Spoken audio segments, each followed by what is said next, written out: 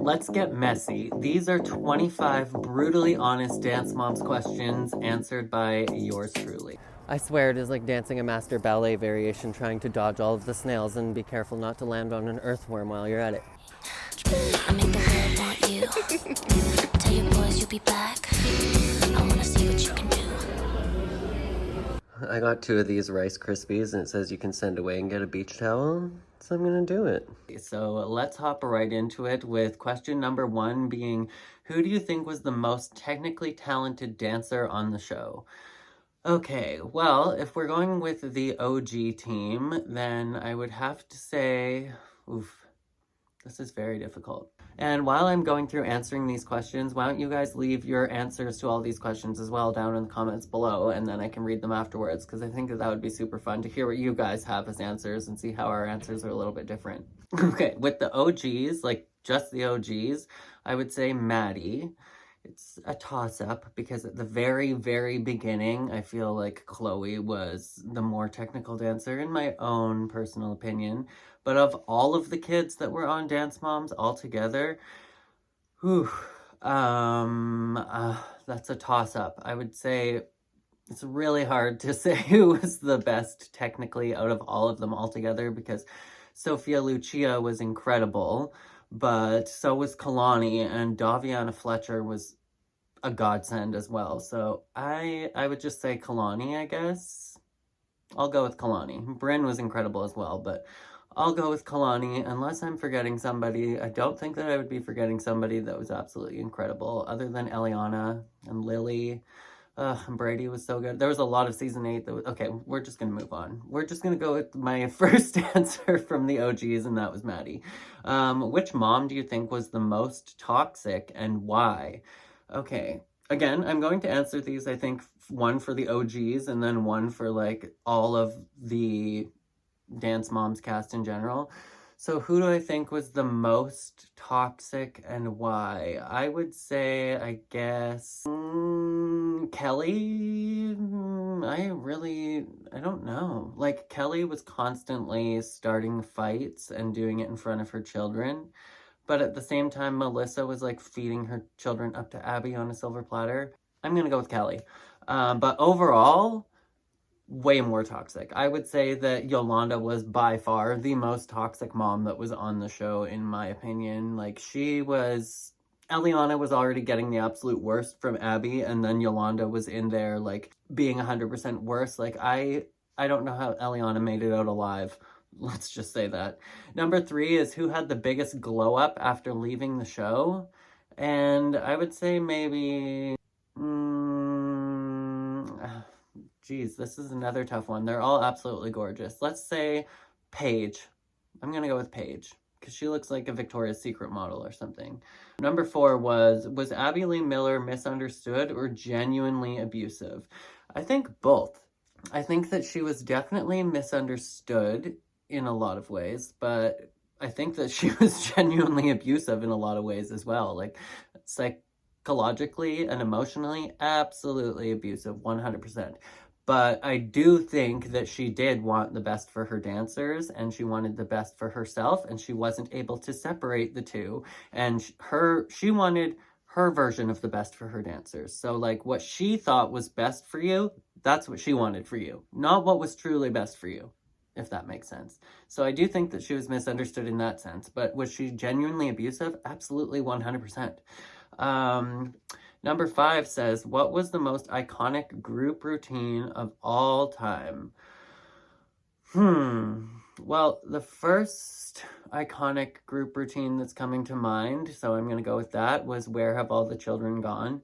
That was one of the numbers that made me be like, I think I want to be a choreographer, or I want to be a dance teacher, because this was something that, like, moved the entire audience, and to me, that is art. So I would say, Where Have All the Children Gone? There were so many good group routines. I loved so many of them, but that's what I'm going with because it was the first to come to mind, so it must have been left the biggest mark. Number 6 says, do you think Maddie Ziegler was unfairly favored, or did she earn it? Again, I think both, because we just found out on one of my videos that I posted last week that the creator of Dance Moms said that the show was actually centered and created around Maddie from the very beginning. So do I think that she was favored? Absolutely. The show made it out to look like all of the kids had a standing chance and they just needed to be the best week after week and they'd be on top of the pyramid and they'd get all the opportunities. But in reality, the show was centered around creating Maddie as a star, so I think that she was definitely favored. But did she earn it? 100%. Like, she worked so hard. If any of those kids were as naturally talented and worked as hard, they would have been just as good with like extra privates and stuff. So I don't know. I think definitely both. Number 7 says, was it ethical for the show to pit children against each other for drama? And I think absolutely no. No, it was not. There's 107 million other ways that you can create drama for this show, so no. Number 8, do you believe the show permanently damaged any of the girls? Yeah, I think that the show permanently damaged every single one of them. I would say that this show gave each and every single one of them trauma in some way and definitely shaped who they became as adults. Number 9 says, was Christy Lukasiak actually any better than the moms she criticized? Again, no. Christy's just human. She made just as many mistakes as everybody else. She was just more outspoken and more judgmental than a lot of the other people, but at the same time, she was also like a very fierce, protective dance mom, and I think that Christy has apologized and righted a lot of her wrongs since the show. Like, she's admitted to her wrongdoings and stuff like that. She's learned, she's grown in a lot of ways, so. But was she better than any of the moms? No. Number 10, did any of the moms truly have their daughter's best interest in mind? I would say yes. I think that in the moms' opinions, every single one of the moms had their child's best interest in mind. I think that maybe a lot of them were naive to show business and what they were signing their kids up for in the long term, but I think that they thought that they had their kids' best interest in mind 100%. Number 11 says, how real do you think the drama was and how much was scripted or exaggerated? I feel like a lot of it was exaggerated and produced. I don't think that much of it at all was scripted. But how real do I think it was? I think that the drama was quite real and real reactions to the ways that the producers triangulated people against each other in order to get those reactions from them. But do I think that most of the drama was coming from an authentic place? No, I think it was being orchestrated by the producers to set people up against each other so that they could get the biggest reactions from them, or just force them to give a reaction before they're allowed to like go for lunch or something. Number 12, do you think the producers manipulated Abby into becoming more of a villain? I think that the producers definitely manipulated Abby into having bigger reactions on camera, but from what I've heard from pretty much everybody that has ever worked with Abby or went to her studio is that she was actually a lot worse off camera and before the show, so I don't think that they so much turned her into a villain. Everybody makes their own choices, but I do think that they were able to poke and prod until they got some explosive reactions out of her that they otherwise wouldn't have got. Number 13, what do you think happened behind the scenes that the cameras didn't show? I think that it probably didn't show a lot of exhausted moms, a lot of exhausted kids. I think that it probably didn't show mostly a lot of fun, a lot of entertaining, a lot of the kids just being regular kids, having fun with each other, a lot of the parents having regular conversations that had nothing to do with the studio, probably a lot of kinder, softer moments from Abby that you would have seen how much she's actually passionate and how much she enjoys teaching instead of just seeing the evil parts of her. And just life in general. If what they were saying or the conversations weren't serving the plot, everything would have been cut from the show. Everything that was not serving the plot and the drama was cut from the show. So I think that a lot went on behind the scenes. They grew up, these kids spent most of their childhoods on camera. Number 14 says, do you think Abby's dance methods would have been acceptable off camera? Well, I guess so. There were so many paying clients that were already at her studio and she already had a viewing room and people knew how she was for the most part. So I guess so. People were still paying to be her customer. Number 15, why do you think some moms stayed so long despite the emotional chaos? So I think that a lot of the moms were committed due to the sunk cost fallacy, which basically means it's this fallacy that you create in your mind when you've invested so much into something that you're expecting to see the fruits of your labor or see the payoff. And so you're emotionally so invested that you can't just walk away until you see the desired outcome that you're hoping for. I think that a lot of moms chose to stay there, like Holly, for example, because they thought that they were teaching Nia principle, teaching Nia like ethics and responsibility and valuable life lessons for how to operate as a human being going forward in her life. And I think that most of the moms just stayed there because of the success and the fame that they thought that they were going to get, or that they did get because of the show. Number 16 says, which dancer had the strongest emotional performance skills? Oh, this is a really good one. I think performance skills emotionally, Maddie, hands down. That's what made her so special to watch. But Nia was incredible with emotion. Chloe was very heartfelt with her emotion. So I would say those three. Definitely an honorable mention to Sarah Hunt because she was incredibly emotional and beautiful to watch on stage as well. Number 17 says, who improved the most throughout the seasons? I would say Nia, 100%. Number 18, do you think the choreography was truly competition level or simplified for TV? I think that it was definitely competition level, in the higher end of competition level. I think that if you only know dance competition from watching on TV, that every dance competition seems like it is this absolutely elite, crazy high level, but for the most part, like 90% of dance competition numbers are going to be people that are just doing this as a hobby, not kids that are working 40 hours a week and homeschooled. That's like 1% of the kids that dance. That's not the norm. So I think that this was definitely competition level for sure. Like, of course, there's more intense West Coast hard-hitting competitions, but that doesn't mean that the ALDC and what they were competing was a lesser level of competition. A lot of these competitions were real, going up against real competitors, and they still won. Okay, so number 19, was the ALDC a better studio than it was portrayed to be? Absolutely not. The ALDC was portrayed to be the number one cream of the crop, best technical studio in all of Oz, when in reality the ALDC was an acrobatic studio and they won because they had really nice clean tricks and really clean elementary level choreography, like up to the junior level, whereas they were broadcast on TV as if they were like going to the Joffrey. We got kids going to the Joffrey every day. They're going to go dance at the ballet. Like, that's not the ALDC. And they were competitive in their region, but you saw like once they hit LA, they didn't compete. So do I think that they were portrayed as worse? No, they were definitely portrayed as the best studio in the entire world, the one studio in the USA to beat, which they weren't. Number 20 says, which mom hurt their child's dance career the most? This could go any direction. I would say all of them. Like, honestly, maybe Christy, because she continued to push Chloe when Chloe was already broken and her self-esteem was completely down and Abby was already berating her. Holly, maybe for keeping her kid at the ALDC when Nia could have been a much stronger dancer. There's an Edward Einstein quote that goes something along the lines of, everybody is a genius, but if you judge a fish by its ability to climb a tree, it'll spend the rest of its life believing it's stupid.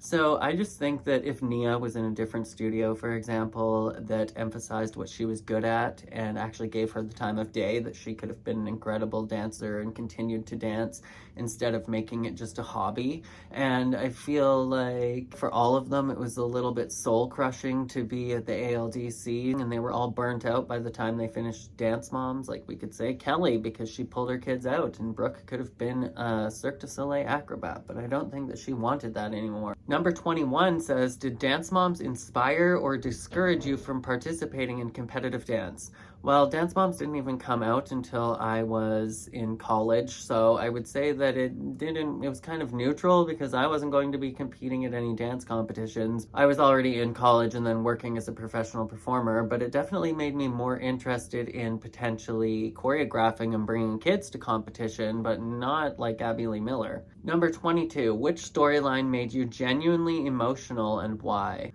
There were so many of them, but I think that Broadway Baby passing away, that one was super sad. Abby losing her mom, Mary and Lorraine, that one was really sad. Oh, you know what made me really emotional? was when Maddie went out and did like the thing standing out in the parking lot on that strike with her mom, and then Abby brought her into a room and gaslit her. We believed in you, we wanted the best for you, and you sat there out in the parking lot and blah blah blah blah. That was really sad to me, and seeing Maddie break down because she forgot her solo, that was super depressing to me.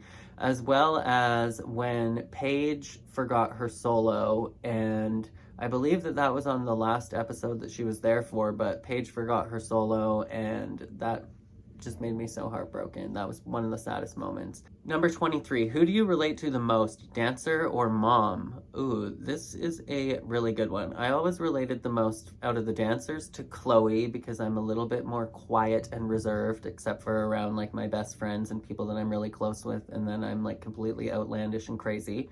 Out of the moms, I don't really know. I feel like I guess out of all of the moms, I would have to say Christy, but in reality, I feel like I'm a bit of a mix of a lot of the moms. Like, I'm very much like Melissa in that I do not like face-to-face confrontation. I absolutely hate it. That makes me have a panic attack. I'm not going to be able to talk, so I'm not like these feisty, aggressive dance moms in that regard. I'm very like sarcastic and kind of like Christy in that sense. I'm very like tacky and interested in the more gaudy things, kind of like Jill. And I feel like I can be very politically correct sometimes and not give anything other than a politically correct answer like Holly. And I also very much value education, and I love Holly for a lot of reasons. But that's who I would say that I'm the most to. But who do I relate to the most? I would say Christy and Chloe. Let's just keep it easy. Number 24, if you could have joined... Oh, and I absolutely love Brooke.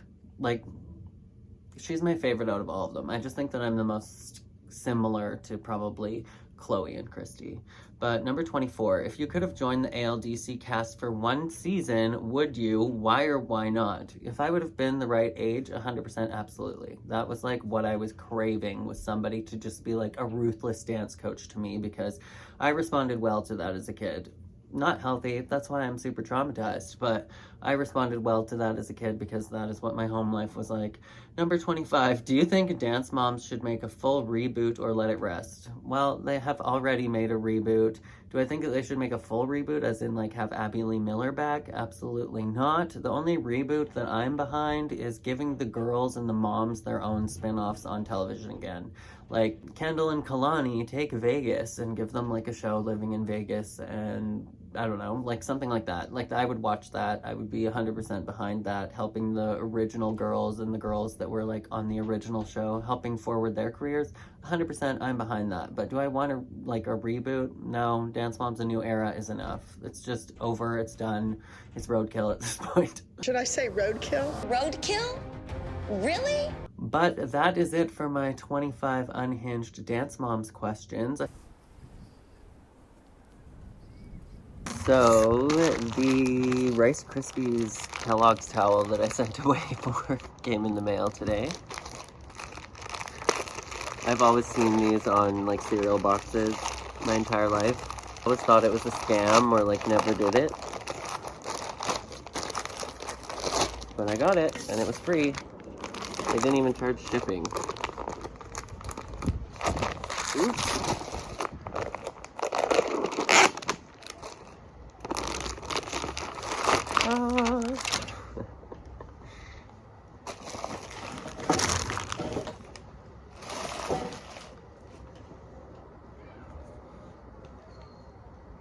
Look how pretty.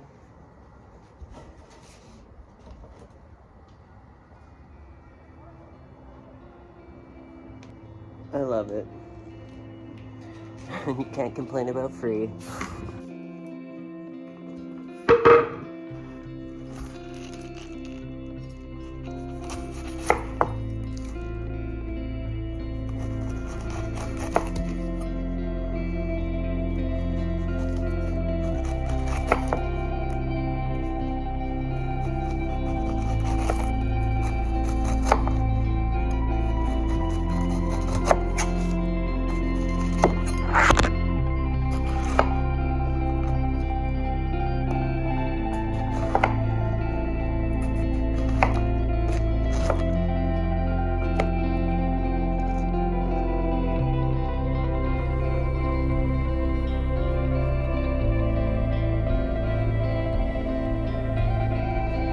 I just found this conservation area called Shepherd's Conservation Area in Aurora, Ontario, and it's like a rainforest.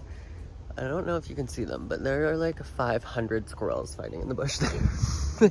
I just saw 5 black squirrels sitting together in the same spot.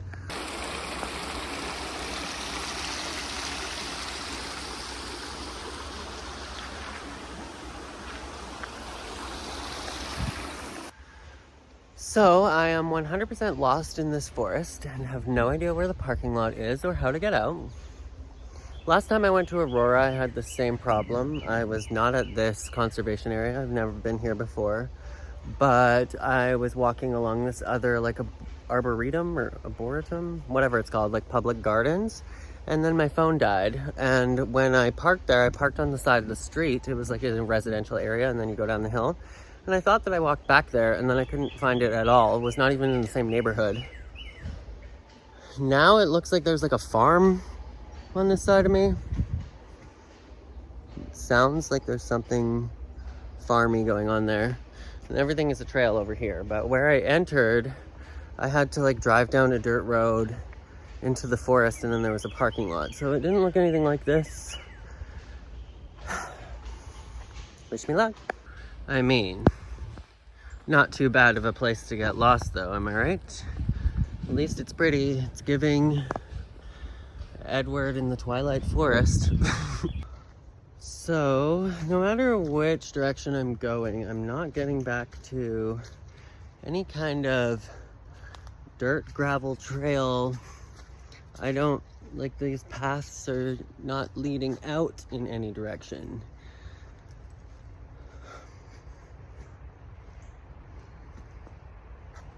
So that's good.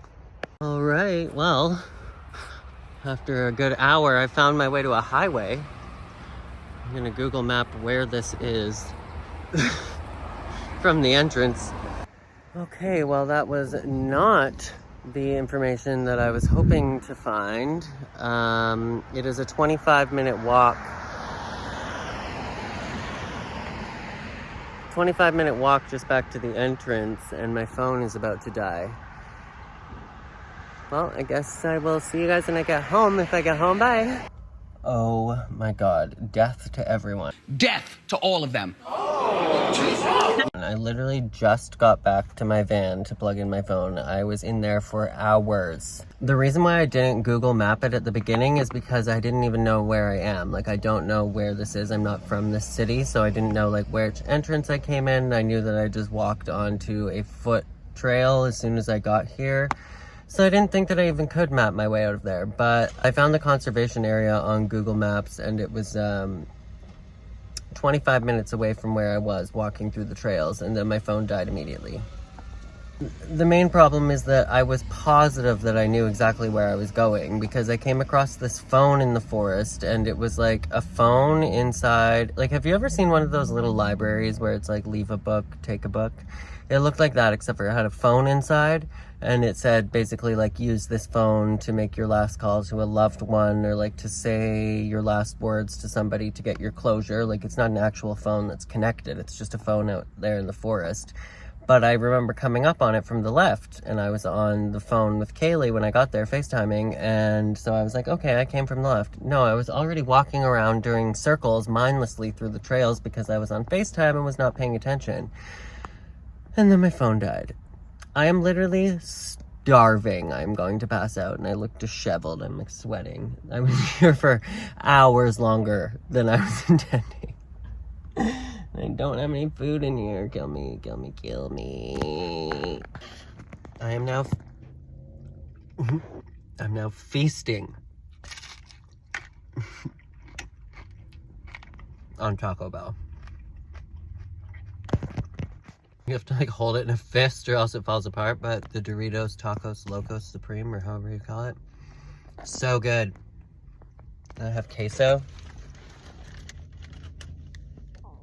It's just falling apart.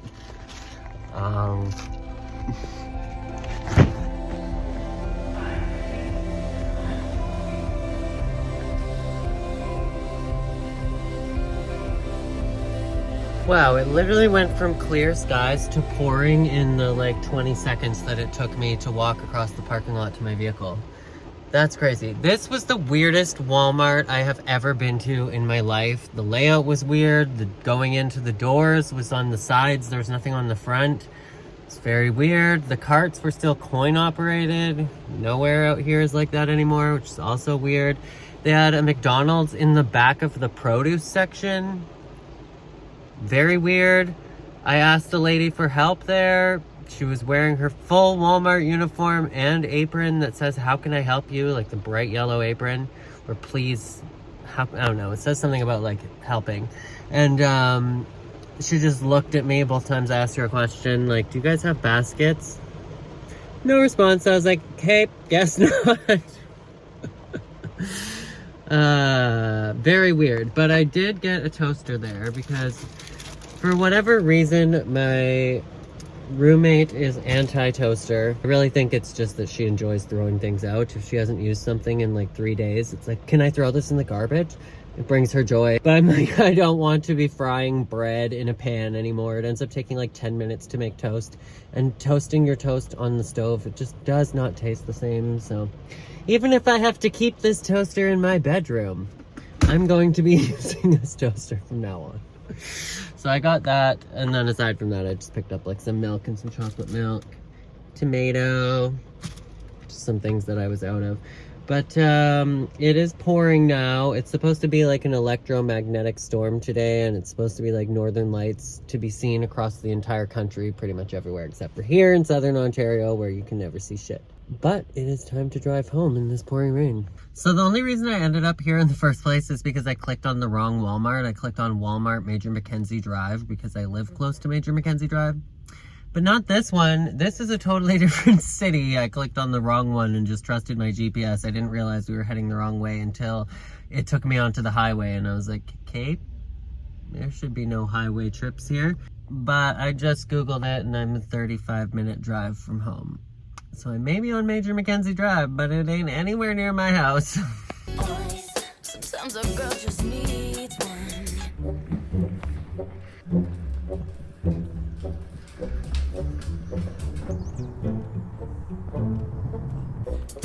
Those lips and your brown eyes.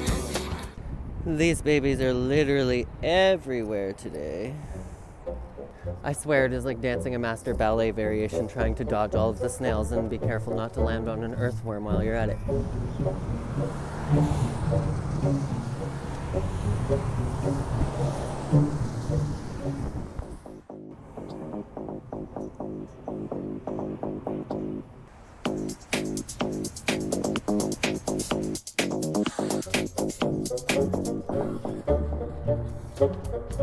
I feel like I've been wanting you all my life.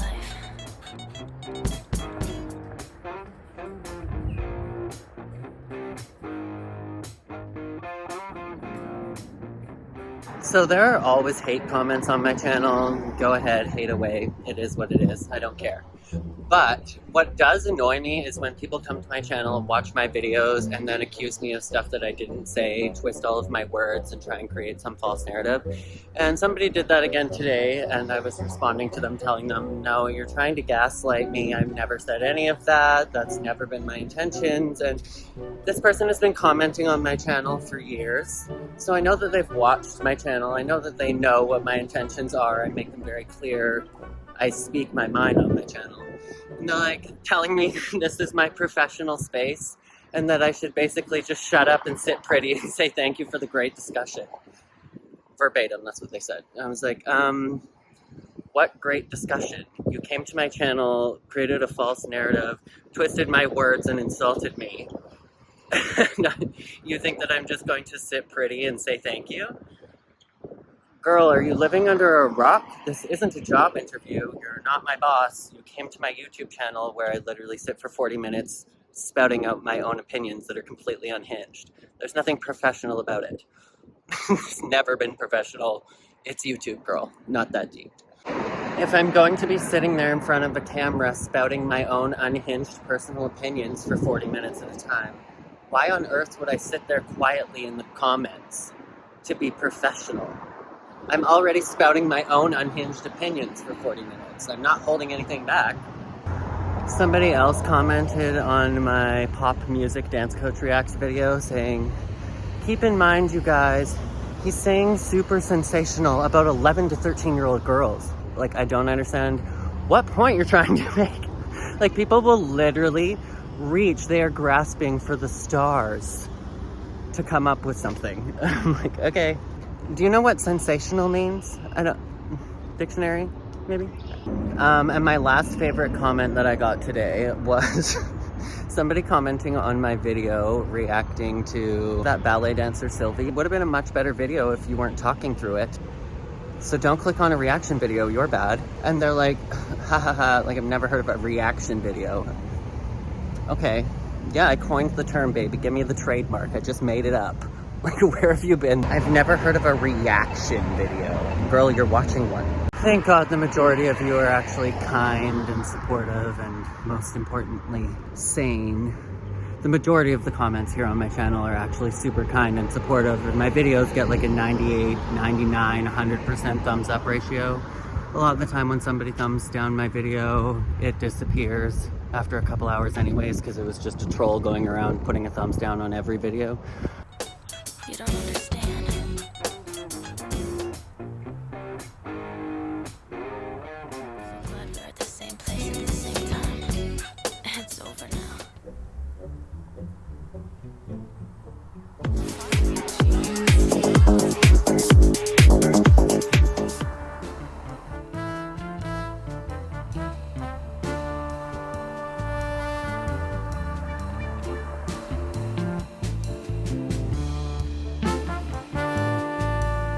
Now that's a badass bitch.